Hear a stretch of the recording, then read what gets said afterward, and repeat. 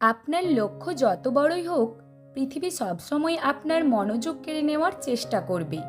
কেউ আপনাকে নিরুৎসাহিত করবে, কেউ বলবে এটা তোমার দ্বারা হবে না, আবার কখনো নিজের মনই আপনাকে থামিয়ে দিতে চাইবে। কিন্তু মনে রাখবেন, যেখানে আপনার ফোকাস সেখানেই আপনার প্রগতি। যদি প্রতিদিন নিজের লক্ষ্যকে একটু একটু করে সময় দেন, তাহলে ছোট ছোট পদক্ষেপই একদিন বড় সাফল্যে পরিণত হবে।